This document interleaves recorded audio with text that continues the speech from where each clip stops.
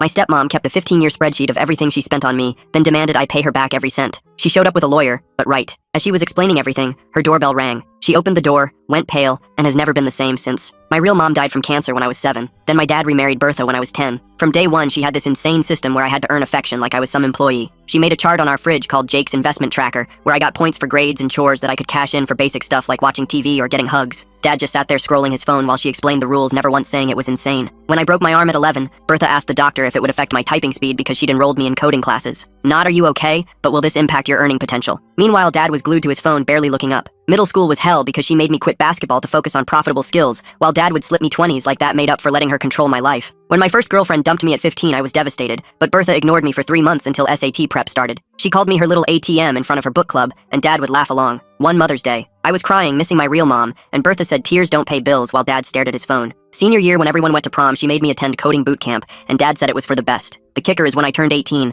I found out Mom left life insurance for my education, but Bertha convinced Dad to use it for family expenses, meaning her credit card debt. Fast forward to now, I'm 25, working as a senior engineer, making over $200,000, and suddenly they're super interested in my life. Bertha became Mother of the Year, calling daily, while Dad started inviting me to lunch, always asking about stock options. Last month, I got promoted to tech lead. I stupidly told them at dinner, thinking maybe we could finally be a real family. My girlfriend Maria was there when I mentioned the equity vesting schedule. I watched Bertha's face cycle through emotions before landing on greed. Bertha immediately pulled out her phone, calculating what I'd owe her based on my new compensation, while Dad nodded along. The next dinner, Bertha lost it, showing me this spreadsheet she'd maintained for years with every penny spent on me, including opportunity costs. The total was $387,000 with compound interest, and Bertha demanded 50% return on investment, while Dad mumbled about fairness. Maria tried to defend me, but Bertha called her a gold digger and Dad agreed. Bertha said your real mother left you nothing but medical debt while I built you into a success story. That night, I found my mom's hidden letter full of unconditional love and realized I'd been living with monsters. The next day, Bertha showed up with her lawyer brother and contracts demanding I sign acknowledgement of my debt. Dad was there too, constantly checking his phone, looking nervous. Bertha had itemized everything, including emotional labor at $50 an hour, and I felt my hands shaking as I reached for the pen. Then the doorbell rang. Dad jumped up, but Bertha hit him to it, yanking the door open to reveal a pregnant woman with tears streaming down her face. The woman looked at my dad and said, "We need to talk about our baby and the money you promised me from Jake's earnings." Time stopped as Bertha's face transformed from confusion to rage, the papers falling from her hands. Dad stood frozen between them, mouth opening and closing.